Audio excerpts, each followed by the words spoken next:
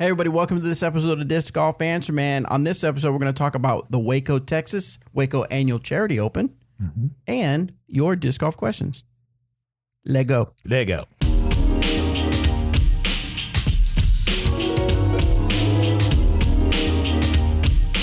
Hey, everybody, this is Bobby Cool.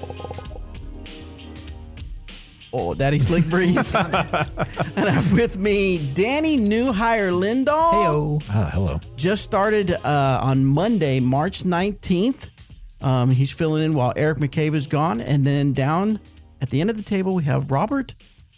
Bobby should be shaking in his boots. McCall. Look out, my friend. Robert McCall coming back from a very good, started out a little rough. Yeah. But ended up a good weekend down at Waco, Texas. Yeah. Showing up people that not only can he manage a team, but he can play. I can throw a frizz. He can throw a frisbee now and again.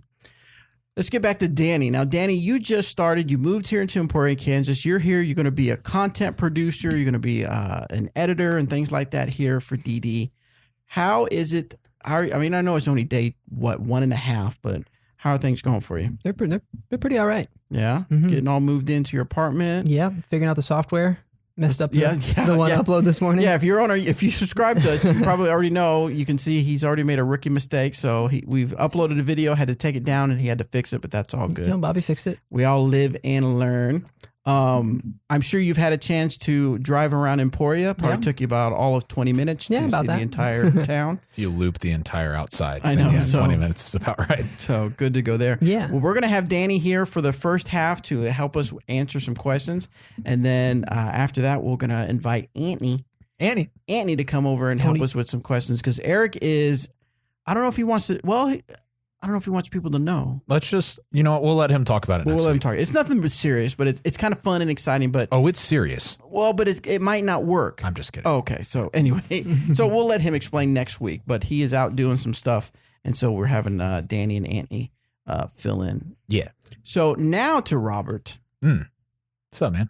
Shot a 55 The old 55. on day 3, right? Yeah, so we went down to the Waco Annual Charity Open.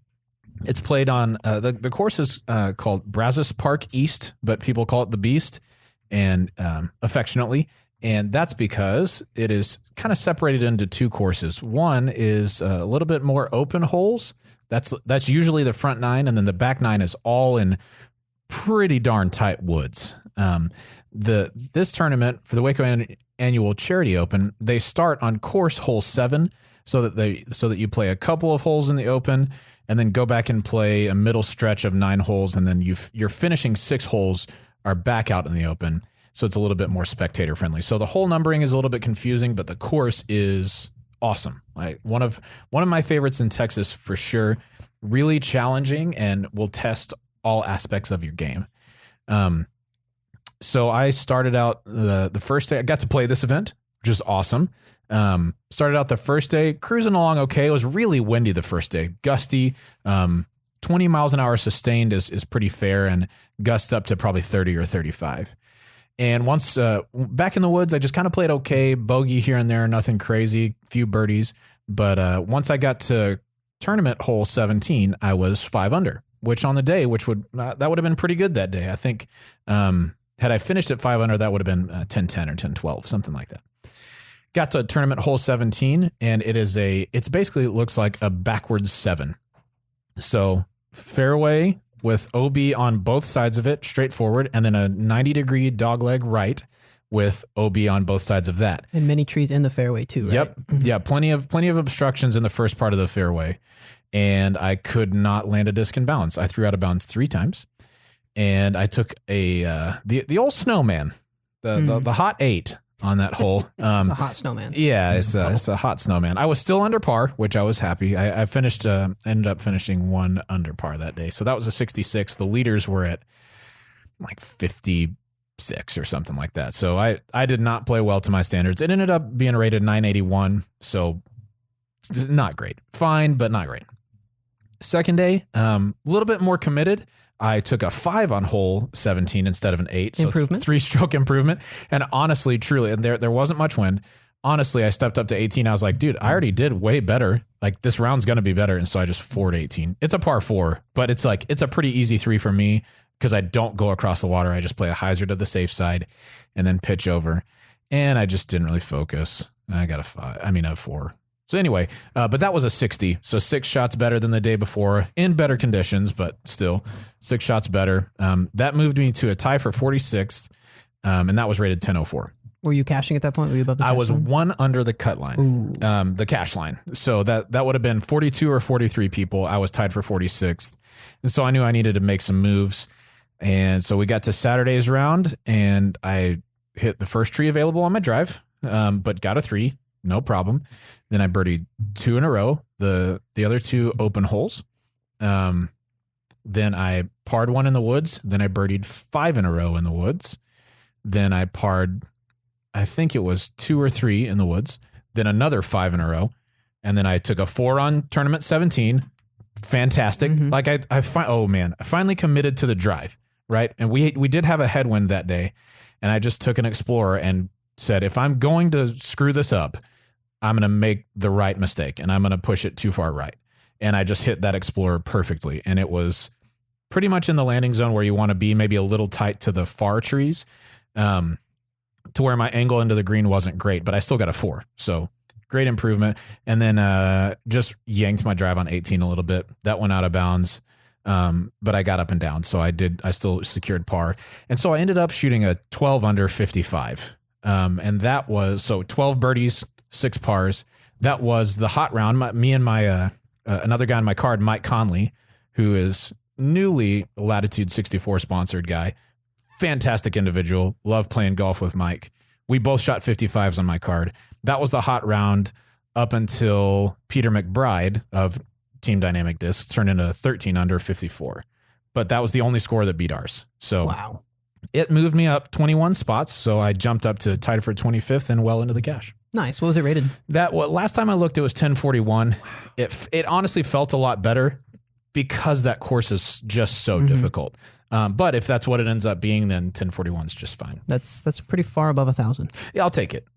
That's impressive. Yeah. So it was cool. And honestly, if you've gone to bigger tournaments and stuff, I just didn't expect this, but I had some of the touring guys come up and be like, hey, I know you played disc golf, but that's a really good round, man. So that was kind of nice, to receive some credit from people who do it every single week, even though it was really just one round, but it was fun to go out and do for sure. Very nice. Well, good job, Robert McCall. Thank you. But also look out. Look out. Yeah, I haven't done the math on the next update, but I think if I have a decent event or two in the next couple, we might be in business. We might be. Or if you do bad, then it might have been all for naught. All for naught. That's right. When is your next event? Are you playing the Monkey Island? Yeah. Okay. Oh, okay. So we'll have to sweep the leg. Sweep the leg. So anyway, just Cobra Kai that thing. So real quick, I want to make sure you guys know about some stuff that we have going on. Of course, Disc Golf Match Play is well underway. Go to udisc.com/match play to see some of the action that's happening as far as results. Tomorrow is Wednesday is actually one of the big ones that we have going on because it's our man in charge, the boss, Jeremy Rusko, going up against Kevin Schaefer, graphic designer. We're actually going to have some fun, maybe go out and do some video, some live stuff with that. So looking forward to that. But I know that I believe there's some brackets out there in people's areas that might. Yeah, they've started. Yeah, but they might still have some openings. Probably. Yeah. So make sure you check again, udisc.com/matchplay. See if there's one in your area that you can get signed up for. Get your chance to win 18 veteran baskets shipped to your house. Yeah. And discs for life. Dude. Discgolfmatchplay.com. Super cool. Yeah, for more information. Yeah. The other thing we have going on is, I just have a shout out to UDisc. Oh, yeah. So UDisc has been on the market for a little while, mostly just as a scoring app to start, and then they jumped into stats for the Pro Tour, and then they, as we've talked about on the show, they really boosted Winter Marksman League. But this was the first weekend that I got to play an event where my stats were kept, and I have such a new appreciation for UDisc because it's so cool to get to compare how you played in a specific area of the game to everybody else. Like for me, one of the things I was proud of this weekend, I finished top 10 in both of the putting stats. So nice. I want to say I was 9th inside the circle and 10th outside or vice versa. But I was like 91% inside the circle and something like 30 1 or something outside. And that was good for a 10th and 9th. I don't remember in which order. But yeah, just to get to see those things and compare yourself to people at the event, super cool. So huge shout out to Matt and Josh. They are, I think they are doing something that will allow our sport to go to the next level even quicker than it currently is. Absolutely. Great dudes. Well done. The events I've played with the UDIS scoring has been really cool. Super cool. My stats are really bad, but the scoring is cool. Yes. Yeah, the system is Please awesome. don't look them up. Yeah. Then one other thing I want to mention is a really cool partnership we have with Azuka Karts. They're partnering with us for the Junior World Championships here in Emporia, Kansas. We are not allowed to say the specifics of the partnership, but what we can say is Each person gets a car. a car. Yeah. No. Oh, that's not it? No, it's not it. One of those No. like battery powered plastic cars. Yeah. Yes. Yes. No, it's we can't say. No, we can't say, But it but could be a car. it will not be a car. Okay, it's not. I'm sorry, it's not. So, but if you are traveling out and you're signed up for Junior Worlds, I suggest that you make or leave or create some kind of room to have something extra special to take home with you. Cars don't fit in other cars. Cars do So not bring fit an in other extra cars. driver with you. Right. So you're not getting a car. All right. What do you say we get to the questions Okay, yeah, I probably should. before you give away too many cars? Yeah, sorry. You get a We got car. Oprah, yeah.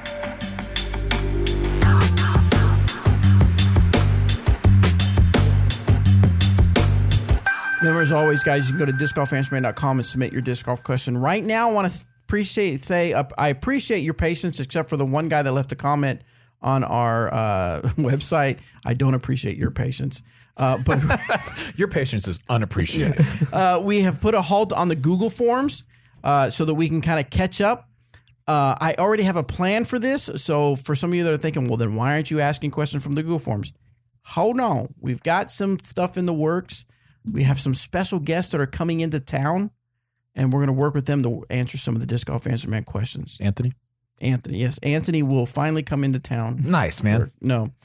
We actually have Tina Stenitis Ooh. and Eric Oakley coming into town. They are playing in the Monkey Island Open, but they also, as always, are willing to help out with content and get some information out to you guys. So we're going to sit down with them and bust out some Disc Golf Answer I Man bet you they're going to be in a horrible mood. Yeah, They're they're gonna be always angry the whole really time. they're always really Always upset about raging. life. Yeah. So anyway, where was I? Yes, send us those questions.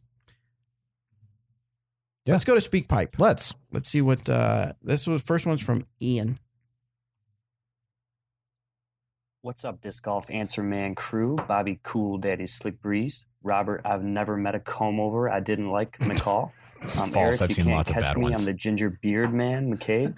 Ginger And beard man. Anthony, Bobby never gets my name right, Vanden Heuvel. Oh, there we This go. is Ian from Illinois. But before I get to my question, I was signing up for the Clash at the Canyons, which is an A tier out here in May, and couldn't help but notice Robert and Anthony are signed up to play. What's up? I really can't wait to meet and chat with both you guys, along with Jordan Castro and any other DD players that may be attending. I actually bought some discs back from Anthony a few years ago when he worked at this place called Aces and Chains. But anyways, I have a question for you. What event? It's called Clash at the Canyons. It's an A tier in at Delwood. Yeah, from what I hear, it's a beautiful course, and Anthony and Kevin and I are going to go up there and play. When is it? It is, when is it? So a couple weekends after GBO. Oh, okay. You guys, it has to do with the putting circle and more specifically the size of it. We all know that the circle is 10 meters or just under 32 feet. But my question is, when do we lengthen circle one? Is it at 10 meters just because that's a nice round number? Do you think that the circle's fine the way it is? 12 meters is just under 40 feet, and I feel like that would be a much more appropriate distance in NT and major events. You know, I watch great step putters like Paul Ulibarri, Dave Feldberg, Johnny McRae, Patrick Brown, and I wonder, you know, how many of those 35 to 38 footers could they make if they, you know, wouldn't step into their putt? I know 8 feet may not seem like a lot, but I feel like it goes a really long way inside the circle. But would love to hear your guys' thoughts. Robert just picked up my first Warden. I'm loving it. My man. Just keep on doing what you guys are doing for the disc golf community. And as always, keep it real. What do you guys got? Thoughts? What do you think? I think they would make just as many. Probably so. I mean, Great insight. Thanks, guys.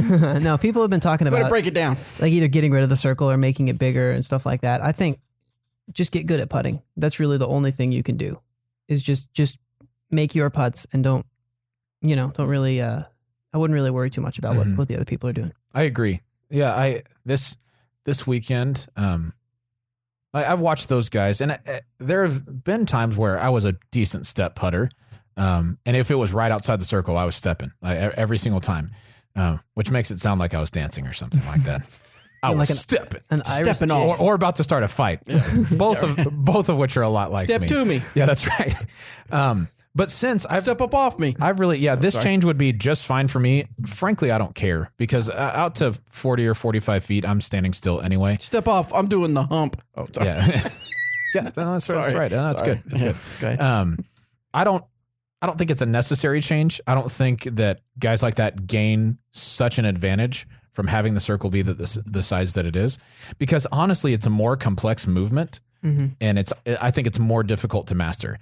Kudos to them for mastering it, but I think if you change the circle, they'd probably still make the same number of putts because they would just practice those just like they practice the ones that they make now. And then you get people saying, why is it not 15 meters or something like that? Because it really doesn't matter as long as you're not jump putting from close to the basket. Yeah. That's really the only purpose of it. They just picked a number that made it so you weren't super close, so people couldn't like slam dunk from super close. Exactly.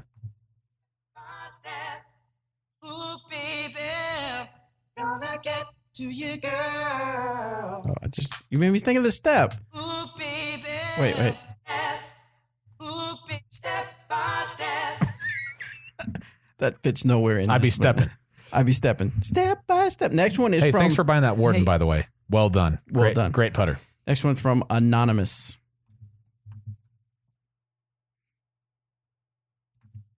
He's so anonymous, it's not working. Sorry, Anonymous. Your recording is not working. Let's go to Scott. Hello, DGAM crew. I have a question about disc flight and distance.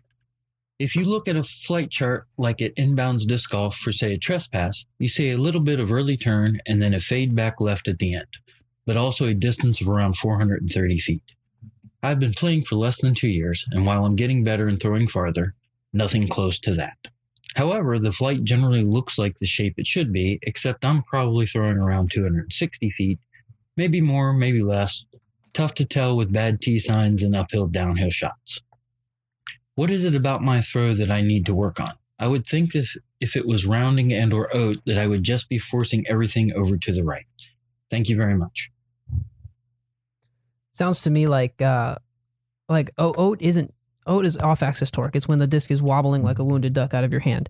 And that doesn't necessarily mean you're throwing the disc flat and forcing it over. It means there's any sort of wobble that is just going to destabilize it. So and that comes from mismatched angles. Yeah, it comes from either following through too low or not getting enough rotation on the disc is the other thing that it could be. Oh yeah.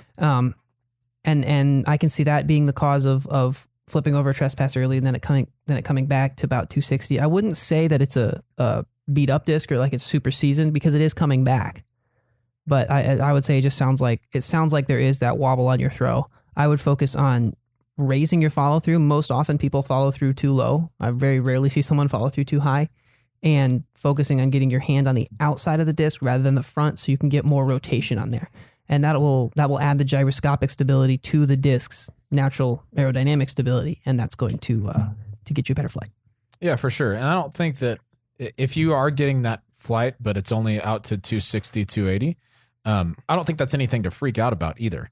I think that that's something that you can build on, and maybe that's the right disc for you, or maybe it might help you to learn on something slightly more understable than a trespass, because something like that's a little bit faster and has a decent bit of high-speed stability might mask some of the form issues that you're having. Sure. So if you step back to something a little bit more neutral or even slightly unstable, like an Escape might be a good option.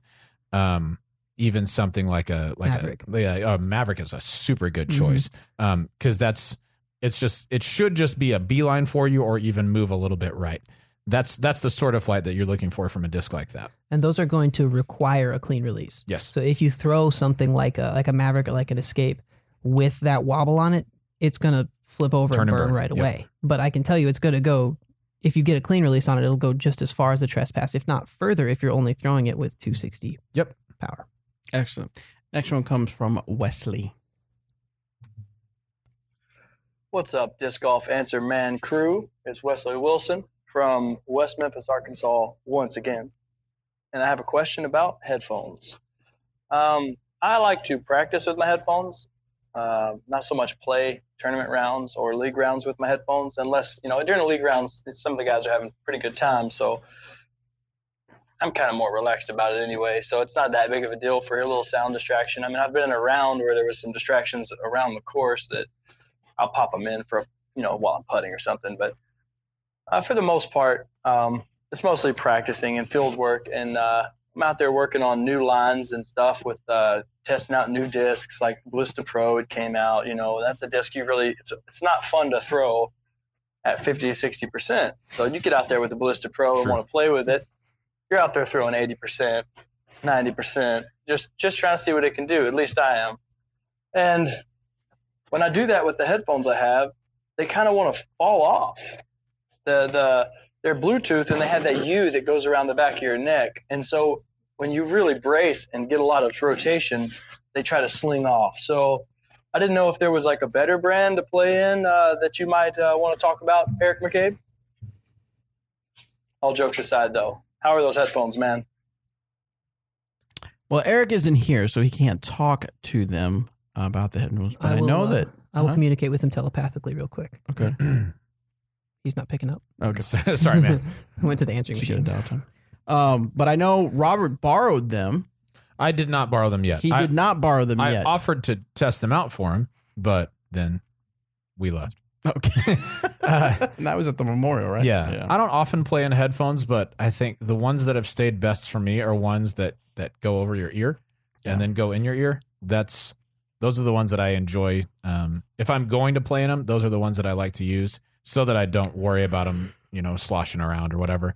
And I've found with not wireless headphones, but Bluetooth wireless in that, like they're connected to one another, but not to something else, that you do have that issue of when you throw hard, that little U that kind of goes around the back of your neck like a necklace, it can get dislodged really easily. And so I like to, if I'm going to play with headphones in, I like to have just a regular old wired one because I know they're not going anywhere. That's just me though. I've tried it both ways. I have Bluetooth headphones that I've tried and they do fall out. Mm. And then the wired ones always feel like they're going to pull my ear off the side of my head. True. When I'm throwing, because you have to give them some slack. Subconsciously, it's not actually going to happen, but I think that I haven't found a way to play in headphones. But there was one time I was playing at the Nick Hyde Memorial. Yes. Again, one of those tournaments. We're not going to talk about my stats, but there was somebody who was putting. I believe his name was Scott Dyer.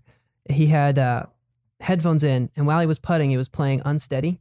That song that was like, hold on. Yeah. That's not the song I want in my head. It was blasting it too, like on repeat. Full volume. That you could hear while you were putting? Yes, it was. It's not. It's just funny, the song choice. That's something you can call him on, right? Yeah, you could ask him to turn it down. He was having a rough round. I really didn't want to. Probably because of the song. Just hang out over there, buddy. Do your thing. All right, next one comes from Daniel. Hey, Disc Golf Fans, man. How's it going? Daniel here. Had a question about thumb placement. Watching the Las Vegas Challenge this weekend on YouTube, and I just noticed a lot of the pros' thumb placements were deeper on the flight plate than I usually put my placement. And I started playing around with it more, and really burying my hand on the disc. And I felt I was getting more power. I was playing a lot of wind today, just like they were playing this weekend, and but just kind of noticing a lot of the power I was getting out of my shots. Just haven't really felt that out of my hand for a while now, and I'm just wondering how important is it? How important is that thumb position? Just let me know. Let me know what you think about that. What you, Eric, and Robert do for your thumb placement. Where do you put your thumb? And really, how crucial is that thumb placement? Just let me know. Thanks for your show, guys. I love it, and thank you very much. Talk to you guys soon. All right, can I start with this one? You can. So there are generally two styles that I see in backhand form from the top level professionals. This is something I'm still sort of researching. I haven't like fully fleshed out the idea enough to make a video on it. But the people with longer arms, your Simon, Eagle, even Ricky, they will grab the disc with their thumb further in, and the disc will sit almost a little bit more nose up because of that in their hand. But their pull is lower. Their pull is almost down by their stomach. It's a little bit higher than that, but that's they're pulling it and they're whipping their arm, and they'll actually reach back across their body. Will Schustrick does this too. James Conrad, all those real tall, lanky guys, they'll reach across and then they'll make the power pocket normal. But because their arms are so long, they get that the flex of the disc moving back and forth creates almost like a pendulum shift, and then they can snap it out. And that really only works if you have long arms. So I've tried to teach it to people, and it really only works if you're above like 6'2". So for most of us, like, how tall are you? This is 5'10". 5'10". Just not close. Oh, me too, dude. Oh, Missed nice. it by that much. So close. Anyway, so the people with shorter arms are going to be Paul Macbeth, Bradley Williams. How tall is Brad? Brad's about 6 foot, 6'1". Okay, but he's not like 6'2". He is not a giant. Yeah. No. Or the smaller frame guys are going to throw with a wide rail, which is where you make the same sort of pendulum shift, but the other direction. So you start with it wide and then you swing it in close and throw it wide. So that's why they put their hands further. They put their thumb further out, so it helps the disc be more nose down because they're pulling it higher. They don't have long enough arms to pull it as low as before. This is if you're not throwing super far, don't try it. Like I know this is more of a beginner focused show. I wouldn't recommend anyone trying it. Just pull straight, because everyone can pull straight no matter your body type, and you can throw 450 pulling straight. But once you've hit that and you're looking for the next step to get to 500, 550, that's when you want to start looking into the deep reach back or the wide rail. Mm-hmm. And when he's talking about thumb placement too, probably a good place to start is where you're almost pinching between your index and your thumb. For sure. It'll be like the knuckle of your thumb, but that's about where I grab the disc. And that's what feels natural to me. I know that from where my thumb is, you don't want to be any closer to the edge of the rim than where mine is, but you could go a little bit farther if you are doing a little bit more of that kind of reaching back across your body a little bit. And more. you're not pointing your thumb directly at the middle of the disc either. It's maybe a 45-degree angle. Yeah. If you're trying that. Yep. The issue that some beginners have is where they put their thumb too close to the outer edge, and then the grip comes from the fingers into the palm. And that's really not what you're looking for, because then all your fingers are going to release at once, and it could create a little bit of wobble on it, or just not as powerful. So your force when you grip needs to be up and down between the pointer and the thumb. Yep. And that's why also if you try the deep flight plate thumb grip without knowing what you're doing, it's going to create more wobble and just mess everything up. Yeah. Excellent. Next one comes from Matt. Hello, Disc Golf Answer Man. This is Matt McClure from West Plains, Missouri. I have a question pertaining to selling discs. Kind of live in a secluded area, and there's one shop that sells discs here. It's all Trilogy, good selection, but it doesn't get restocked very often. So I was considering starting to sell discs pretty much out of my garage or out of my vehicle at local get-togethers and things of that nature. Thought that maybe the three of you individually would be able to give good insight, seeing how Bobby is in media and promoting, and Robert in team management, and Eric having sold discs as to support himself as a touring pro. So I'm just curious as to what my options are as far as selling discs. Do I purchase them wholesale? What are the kinds of selections you can get?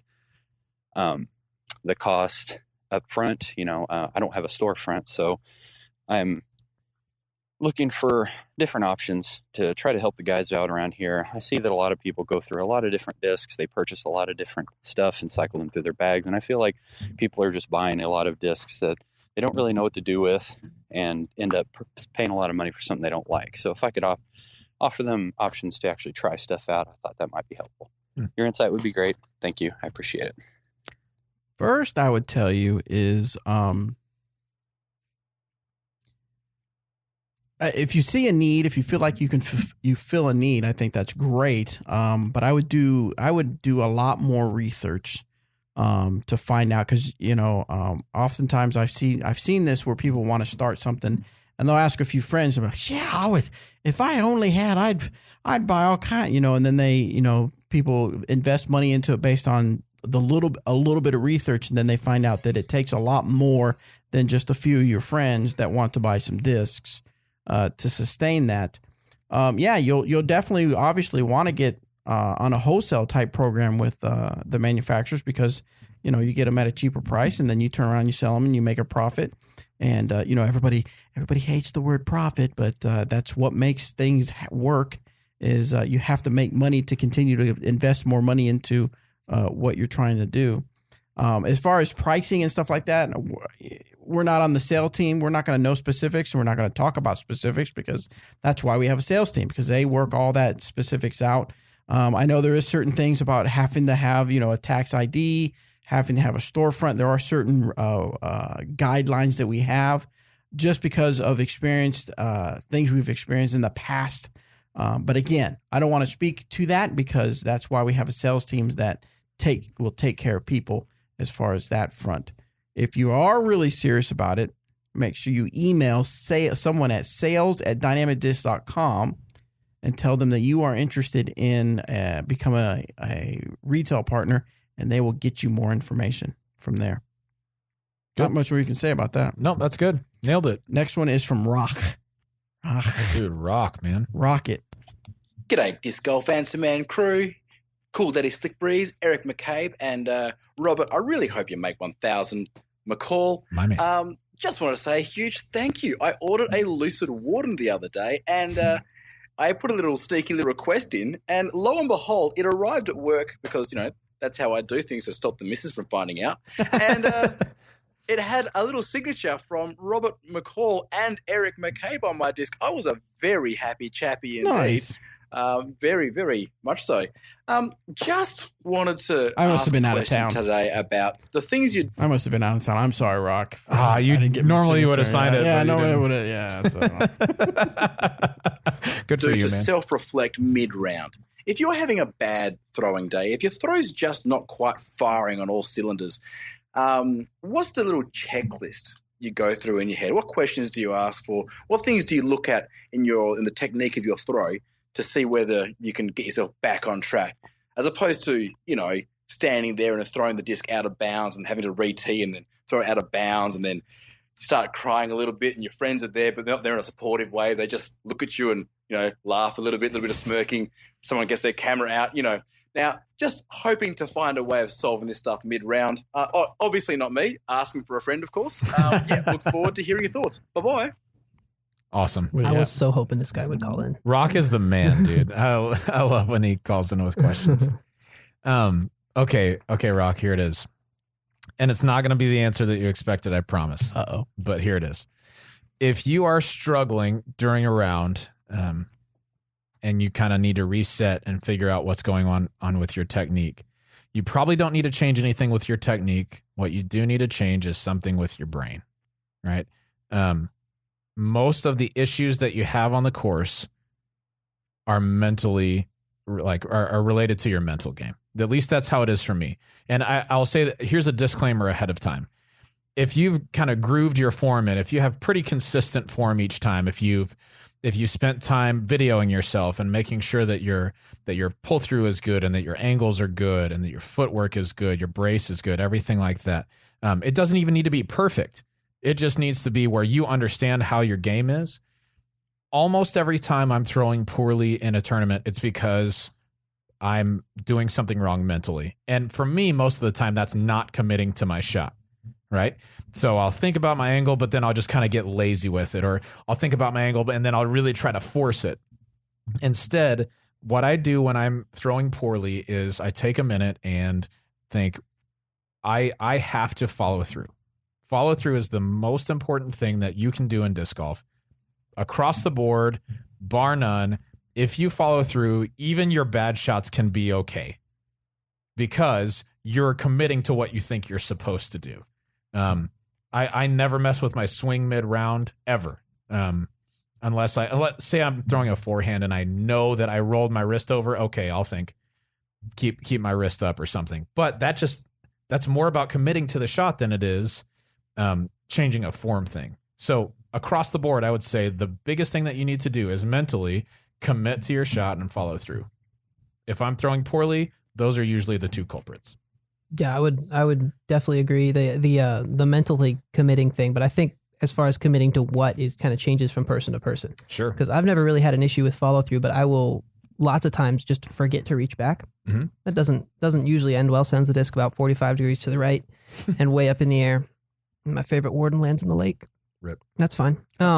So I think it's about finding what to commit to. I know a lot of people like me won't commit to reaching back, or they'll get nervous and try and look at the target right as they're releasing. Right. And that's going to throw off your entire shot and make you pull it to the right as well. So I think what you're saying is just take a minute. Just don't think about disc golf for a minute. Just take a second, find your happy place and just chill out. And then when it's time to throw, focus on committing to whatever part of your form you need to commit to and getting it done. Yeah. And I always like my swing thought, or my thought on the box is just what's my target. I pick what I'm aiming at, and I don't think about any of the physics of the flight or anything like that. I just think about that thing and throw. Excellent. Well, we're going to take a real quick break, and when we come back, we'll be joined by Anthony. Tony V. Husk Van de Google. Really close. All right, we are back, and we have with us our second special guest, and that is Anthony. Me. Anthony. That's me. Yeah, that is my middle name, Anthony. Anthony Vanden Heuvel. Yep. Anthony was with us in Waco, Texas. Had a really good time. We've already talked about the tournament, but I want Anthony to go into his thoughts on how is it living with me and Robert for 5 days in an RV? I have never enjoyed not being around you two more in my entire life. No, it really wasn't bad. No, it was Bobby fun. had a door so we couldn't hear him snore. I snore bad. Robert, Face. I feel like, was nice enough to let me fall asleep first. Yes. Or just doesn't snore. It's the latter, but both. So anyway, we had a good time out there, living in the RV, living in a van down by the river. The video you posted, though, was hysterical. Yeah, the cat. Like two cats and a dog playing checkers or whatever. You need to follow me on Facebook if That you want to know what was to talk super about. good. It was a funny video. But we won't waste any more time. Let's jump right back into our questions. Oh. No. I do have one. I mean, it's more about Robert, but I feel like it would be if you were there by too. all means. Traveling, living with you two, whatever. Traveling to Texas with Robert is the best if you enjoy eating all of the tacos. Hey, let's talk about Torchies. Let's talk about enjoy it. eating tacos, what feels like every meal of the day. Go to Texas with Robert. Come on, dude. Let's eat some Torchies, man. So Torchy's Tacos, if you're not familiar, is a taco place in Texas, mainly in Texas. I think they have some stuff. Yeah, there's one in a couple in Oklahoma Oklahoma.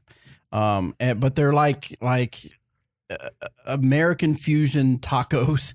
I mean, you have tacos that have fried chicken in them. Well, of course, the big one we had was the Roscoe, which had egg, waffle, a piece of fried chicken, and then you put more maple Bacon. syrup over it. And bacon. Oh, There's a bacon. I always bacon forget the strip, too. bacon. Yeah, it's a And then- chicken. It's basically a chicken and waffles taco. Yeah. So unbelievably good. Mm-hmm. So Breakfast good. of Champions. I'd say Torchies is probably the place I miss eating at most from moving from Texas to here, because we had one right by the church. I mean, walking distance from the church. Maybe Chick-fil-A too. That's what I miss a lot. So we ate there every night we were there, and including one morning for breakfast. I know you're probably thinking like, okay, you said every night, but you meant like a couple nights. No, we meant that we ate there every single night. We were there for 5 days. We had Torchies 6 times. 6 times. The only other place we ate was the food truck that was in the tournament. Yep. Mm-hmm. We didn't eat. Oh, on the way back, we ate at Check Stop. Check Stop. Check Stop, and but no, then BJ's. Yeah. Oh yeah, just because it was close to. Because us. there Was no Torchies. Yes. Yeah. Ask me if I have any regrets. Nope. I do not. I don't No either. regrets. I have no regrets. No regrets. All right, now let's get to the questions. So this one is from Lucid Trespass.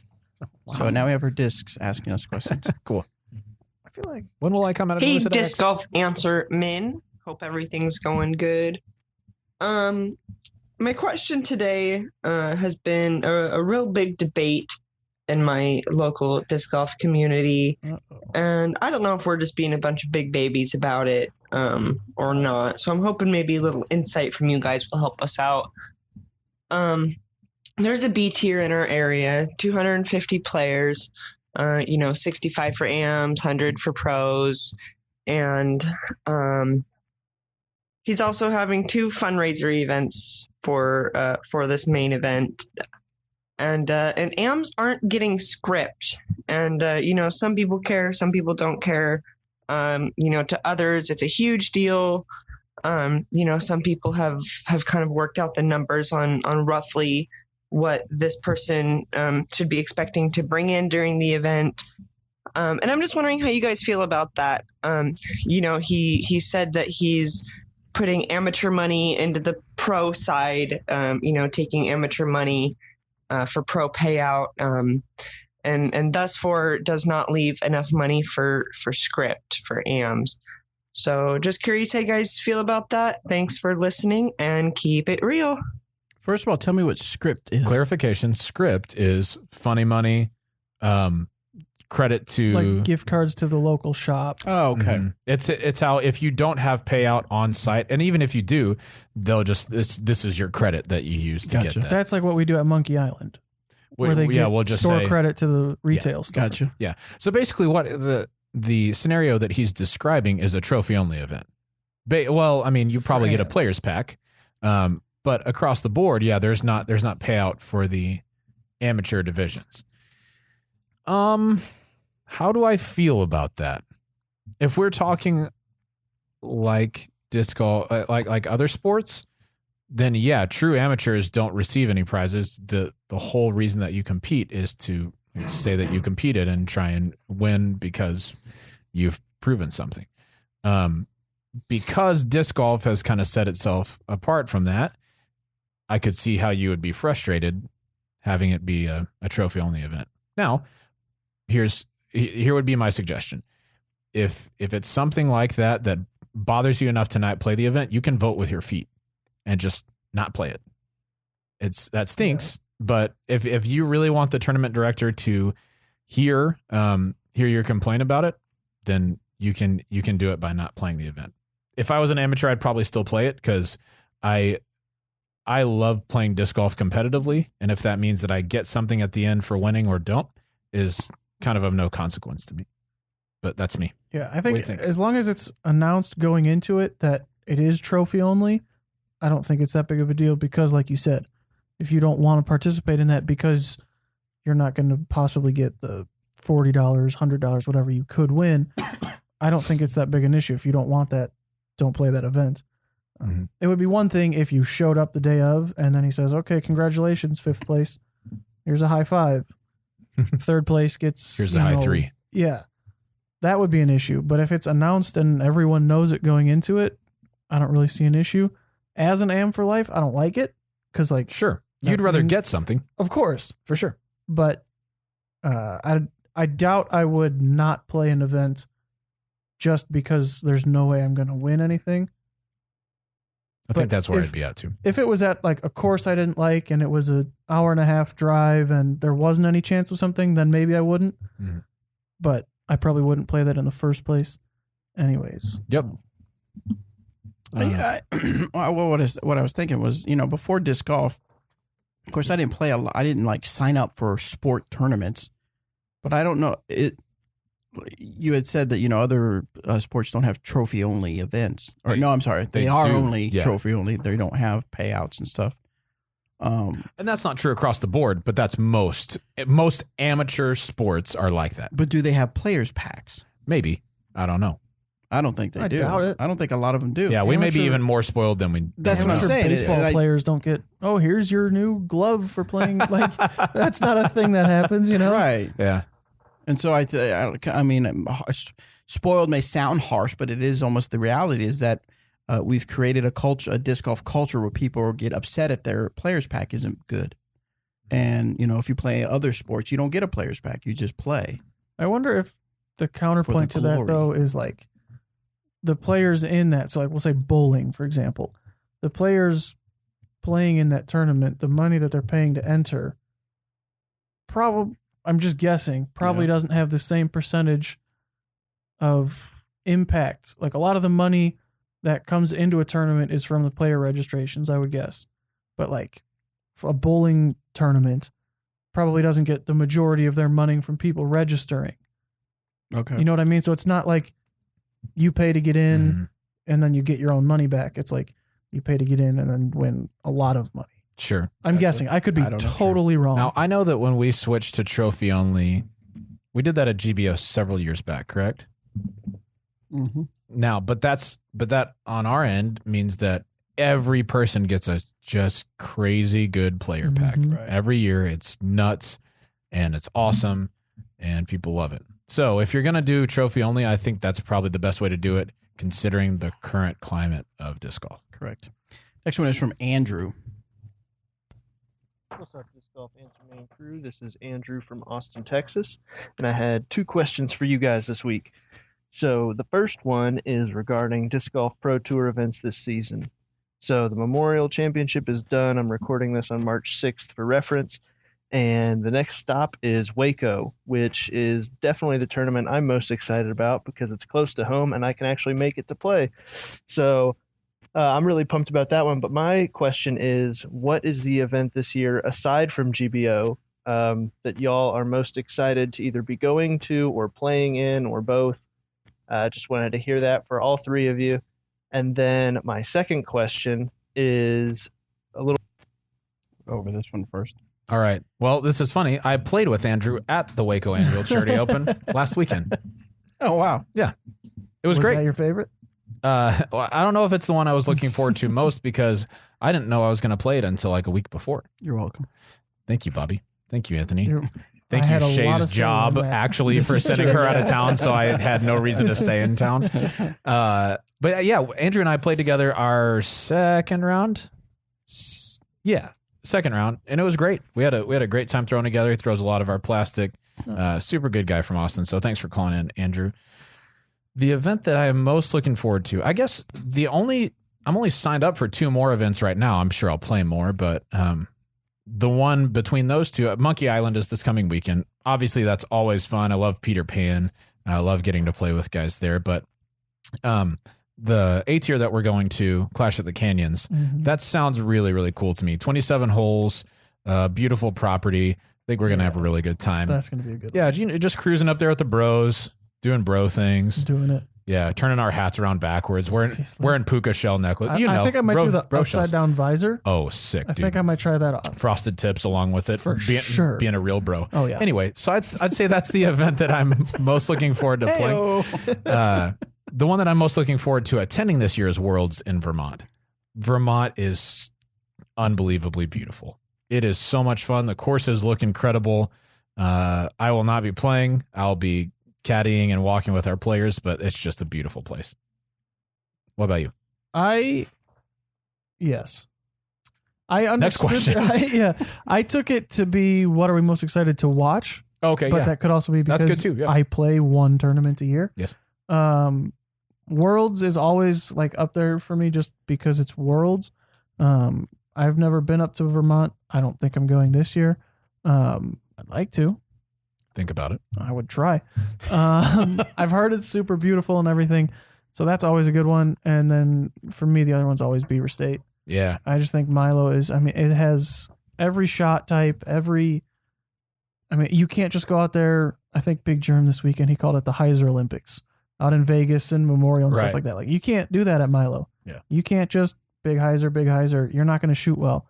So I really like it out there. But yeah, as far as playing Clash at the Canyons for sure. Yep. That's what I'm looking forward to a lot. Should be fun. I'm looking forward to the same as Robert going out to Vermont for Worlds just because I've heard so much about it. And it is a beautiful part of the country, so I'm excited about that. But I would like to do Beaver State's Fling. Oh man, I would kill to go to Beaver State. I think that's Hey, you want to go? Yeah, dude. Want to go? Sure. Cool. Let's do it. We got an RV Roscoe. specifically for this reason. Thanks, Roscoe. Yeah, but that's you gotta hold down like the fort, a 27-hour drive. Yeah. So I've done that drive 3 times. for real from Oregon to I here. went, yep, because when I moved out there, I went from GBO to there. That's awful. Yeah, it's not the most fun, but no regrets. No regrets. No regrets. No regrets. Yeah. Oh, and Nantucket is right before Worlds. Eric Oakley and Tina Stenitis are getting married there. I'm performing their wedding there. So I might play What are you Nantucket. going to perform? Like a dance solo? Or? I'll be yes. Interpretive dance. I'll be stepping. I'll be stepping. No, I'll be officiating their yes. wedding. So I might get to play Nantucket as well. Are you nervous? Do you have to like memorize lines and stuff? Nah. Have you ever officiated? I'll be stepping though. Have you ever? I've officiated weddings before. And? Yeah. Mm-hmm. Yeah. Would you say and? Yeah. Well, they're still married. Oh, So okay, that's good. I made it. You made it. No, my dad has officiated.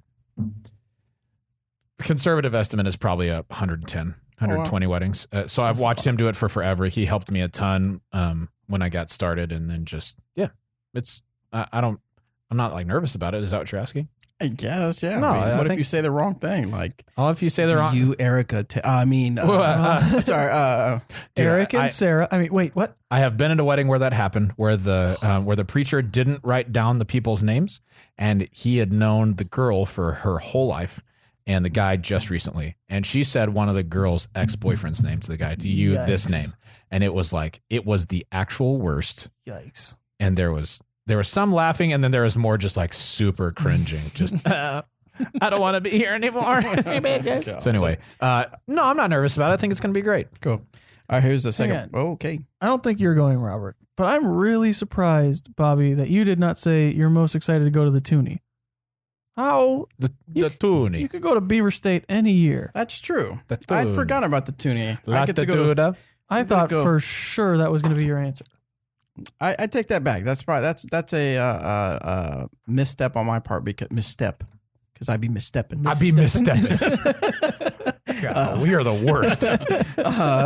Toonie, I've been to Sweden twice, which were both amazing trips, and now I get to go to Finland for the first time ever in my life, and that's all thanks to disc golf and dynamic discs. So yeah, and we're gonna meet. I think they're shooting for 600 to 800 AMs out there. Awesome. That's going to be amazing. And then after that, we're going to go to Sweden for an event they're having out there. So it's going to be a 2-week European tour. European Disc Golf Adventure. Are you guys going to I'm the jealous. factory? Huh? Are you going to the factory? Yes, we again? will go to the Nice. factory, I'm sure. So that'll be amazing. So Yep. I'll have lots of the videos coming from that. I'll have lots of the sadness. Yes. From when I'm just sitting at home. You'll watch get to those. go. I'll at go some point, I'm sometime, just sure. not this year. All right. So let's see what his second part of his question. A little bit more ridiculous. If you were to take all of the staff in the office out for a round of disc golf, who would do the best? Who Eric. would do the worst? Robert. And who would be the Wait. most enjoyable to watch play? Bobby. Go. That's Wait. Oh, I think that's it. Who would do the best is Eric McCabe. Yes. He is a world champion. I have beaten him at tags like twice. He has beaten me at tags all the other times. Who would do the worst? Who's our worst player here? I mean, probably like Allison or somebody who just doesn't play. Yeah, Yeah. just doesn't play. Yeah, I she's guess on that's the sales true. team, and Mhm. yeah, Yeah. she's. I've never seen her play. Has she? I ever haven't played? either. No, I mean, even in the meeting this morning, Denise brought up the ladies' league, and she was like, "Oh, my schedule looks really full." I'm busy. Yeah. I'm going to be busy every day. For The most forever. fun to watch. I don't know that anybody would be. I think. Maybe also Allison. You know who'd be? That's true. You know who'd be fun to play with though is Matt Sedgwick. I Yeah. really like Matty. Mm. He cracks me up. Me and him have a thing. Of course, he always beats me, but I always, when it comes to bag tag season, I always look at him and say, "I'm coming after you. Mhm. I'm going to beat you," And then he beats you. and then he beats me. Yeah. So I feel like Chris could be fun to play with too. Yeah, I feel like Chris would be fun to mess with because like he doesn't play disc golf anymore. Like he doesn't care. Although he does play disc golf today He does. in match play. He is going to play 9 holes and get beat by a 13. 10 holes is actually the shortest it could go, but still. He'll forfeit. Yeah, just concede. he But- says he's going to win. Oh Of yeah, I'm course he sure. says I'm sure he that. thinks he's going to win. That's why I think it would be fun to play with him because he's still competitive. But like Okay, he doesn't play disc golf. If you guys don't know who this is, okay, so Chris Edson, football player, pretty stout dude. I mean, if you saw him, you'd like, yeah, you play football. And he's just a big dude. You even and, talk like that. Yeah, no. And but he doesn't. He plays golf a lot, but he doesn't play disc golf. But he can throw pretty far. he can throw pretty. He can throw pretty far, but doesn't play very often. He is matched up against Isaiah, Esquivel, who one of our junior players on Team DD, who throws so far, Tell and him it's like really good. What's the distance that he just birdied or eagled or something? Yeah, so Peter Pan, current hole 16. There's it's 515 downhill, water on the right side, and OB that you could find on the left. It's some downhill, yeah, but it's not like super downhill. Not a lot. Enough, but anyway. Okay. Isaiah put it about 15 away with a Ballista Pro, and just casual too. Yeah, he was like 15 right. Yeah, too. like pin short. high. It wasn't short. Yeah. By the way, on that hole, I play for 3. Like just big hyzer out in the field, pitch up. Isaiah doesn't care and just gets 2. So Chris thinks, what time is that? What time is it? I think it's at 4:30. We might have to go out there and do I'll go out there a little bit earlier. Oh, yeah. Okay, so anyway, so that too would be interesting to watch. Yeah. Let's move on to the next question. Yeah. We digress. Whatever. This is Trenton. Hey, my name is Trenton. I live in Vail, Colorado, and I actually went to college in Emporia from 2004 to 2008. Nice. So I saw Dynamic my age. come up from a small kind of like garage company to now an international disc golf symbol, which is pretty incredible. My question is, do you guys have someone appointed to the Dynamic branding, and also who designed the logo? Hey, thanks for taking my question. See ya. The person that designed the logo is not with the company, not because of bad things, but just back in the day, it wasn't really a from company. The beginning. Yeah. It wasn't really a company. It was just him. I mean, it started growing. This is what I know of the story. I don't know the exacts, but I thought it was someone he went to school with. Yeah, something like that. And had made a few designs, and we now have that. And it's crazy. We've got the poster that has all the concepts in the conference room, and so there's a bunch of different ones, and then there's this one, just the one that we use like still today. This one just sitting there, by far the best one. Too. Definitely, but spelled with a K, also hilarious. Yeah, the other ones. Dynamic discs.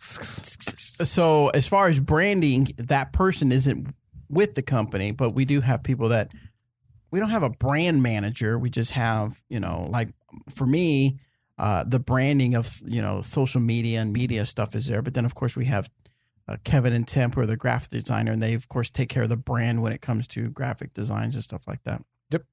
Next one comes from Mike. I really thought you were going to say boo. Hey, DGAM fam. What's up? This is Mike. I have a quick question for you about fairway drivers.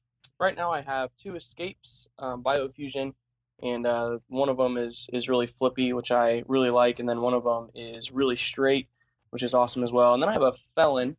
The Felon that I have is very flat. It is a meat hook for me and my arm speed, which is something that I need in my bag, but it doesn't have a lot of glide. It's very fast, but it doesn't stay in the air very long. And there's a lot of times at the courses near me where I just need something to be really overstable, but something that'll stay in the air for a while. So I was just curious if there's a fairway driver out there that is like the Felon, maybe just has more glide, or if there's a specific run of the Felon that maybe is a little bit more domey, that'll carry for me a little bit more. That's my question, and I look forward to hearing what you guys have to say. Thank you so much. Felon with a little more glide. It's not out yet, but the Getaway sounds pretty close to exactly what you're looking for. You're right. As far as discs that are out right now, the closest thing maybe a Fortress. Mm-hmm. I could see that being good. But yeah, the similar stability, a little bit faster. The Getaway, that's what you're going to want to try out. Yeah, the Getaway was designed to be like a more overstable Escape, and it feels like an Escape, but it's pretty overstable. It doesn't really have turn to the right for me. It's just kind of straight and then just slowly goes to the left. Mm-hmm. So yeah, I think once the Getaway comes out, that's going to be your answer. Yes. Excellent. Next one is from Joey. Hey guys, this is Joey up in Ohio again. Hey, big shout out. I ran a Winners Marksman's League and it was an incredible success. It was super easy. The only downfall is I didn't beat Robert McCall's scores. I know. Sorry, man. Robert, I'll get you next year. But my putting got so much better, guys, and I really appreciated that. Hey, got a question. We got doubles league coming up, and we divide up random draw doubles We have A guys and B guys. If there's an extra person, we do Cali. Guy plays alone. But we changed the rule last year because the A guy got to play 2 shots, and then it was basically like it was 2 A guys playing together, and the A guy and the Cali guy kept winning. So we made it to where if you throw 2 shots, you have to play the second one regardless. So this is a strategy question. So say I have a hallway, a narrow shot, and I want to throw my EMAC Truth down it, and that's what I always throw on that hole. Thanks, EMAC. Or if I was playing Cali and I would throw a Pine just as a secondary disc, but my go-to is that EMAC. Now, do I throw it first or do I throw it second? So see what you guys think on that. Thanks for all you guys do. You guys are great.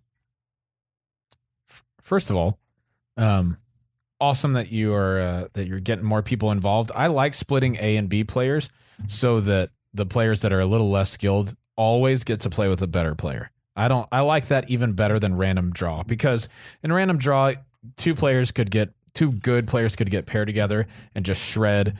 2 not as good players could get paired together and just shoot a million over. Mm-hmm. And so I like splitting up A and B players. Suggestion for playing Cali, instead of getting 2 shots per shot, if you pull Cali, how we've done it before is you get 1 extra shot per hole, period. That's how I've always played it. You can use it on the drive. You can throw 2 drives. You can pick whichever drive you want, but that's your extra shot for the hole. So from there on out, if you're throwing an approach, you get 1 approach. If you're throwing a putt, you get 1 putt. If you throw 1 drive, you can take 2 putts if you want to. Doesn't really matter.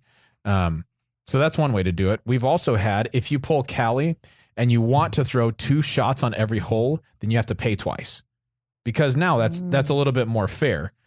So if it is going to be like 2 A players playing together, then at least have 2 A players paying for that, right? So that's a couple of options for you. Coming to the strategy portion of the question. If it was me, I would always throw the disc that like my go-to. I would always throw that first. Yeah. Every single time, because when you're playing doubles, it is to your benefit to play aggressive first. Because let's say we step up to this hallway. I would probably throw an EMAC Truth on that as well. I throw my EMAC Truth on an aggressive line and it's perfect. Well, now I've got a second shot. If I want to ace run it, I could with regular old Cali rules. But if I was playing with a partner, now I've freed them up to be aggressive too. Whereas if you make the first person lay up, then you may not get 2 aggressive runs at it, even if one of them is good. Does that make sense? And if you lay up the first shot, there's a lot of pressure on your second shot. Yeah. But if you have that good first shot, the second shot doesn't matter. Mm-hmm. Like you said, you can ace run it, and if it goes OB, oh darn, right. You still have that good shot first. So that's same thing. Yeah. Take your trusty shot, what you would normally throw, do that first, and then the second throw kind of judge what happens with the first shot. I would definitely play that first for sure. Yeah. Excellent. All right, we have time for one last question. This one's from Will. Okay, so here's my question. Once a week, my buddies and I get up super early, like 6 o'clock, and we play a bag tag round before work. In the event of a tie, we go by who has the most birdies. Now, I don't have the biggest arm, so I don't get a lot of birdies, but I usually win because I'm pretty consistent. And I realized that this rule doesn't favor me. It favors more aggressive players. Now, we have to get to work, so we don't have a lot of time to do a sudden death round. So my question for you is, in the event of a tie, what is the fairest way to break it? And my second question is, if 2 players have the same score, is the person with the most birdies a better disc golf player? Good question. The way that we do it is whoever comes in with the lower tag leaves with the lower tag. Yeah. That's what I would suggest. Yeah. Because the cool thing with tags and how we always did it was called the tag challenge. So if say Anthony has the DD1 tag and I have the DD5, Nailed right? it. What would I have? You would have the DD2 because y'all Good shredded job, it. Bobby. Nice. Y'all shredded it together. I had a tough day. Yeah, you did. But that's okay. So I would come to these guys and I'd say, I want to challenge you guys for your tags, right? Nope. I'm keeping my 2. I Dang it. retired. Sorry. Okay, I'll go find the 3 tag. But I come up and say, I challenge you. That means for me, at least how I've understood it and we've played it before, it's on me to beat you. Right. If I don't and we tie, you get to keep your tag. Right. That's how we've always done it. To the second part of your question, if you get more birdies, does that mean you're a better disc golfer? No. Just means you're different strategy. That means you got more bogeys too. Right. Like for example, this weekend, at Waco, my last round, the round where I played well, I had 12 birdies and 6 pars. A guy on my card had, I guess he had, 11 birdies. Wait, let me try this again. Math is hard. He got one of the guys on my card. We shot the same score, but he got an eagle. Are you saying that he's a better disc golfer, even though we got the same score? He was on that hole. He was on that hole. Yeah, for sure. But I mean, score is score. Yeah. No matter how many birdies or bogeys you got, as long as you shoot whatever it is. For me, our rounds were 55s. However you get there doesn't matter. The score is all that matters.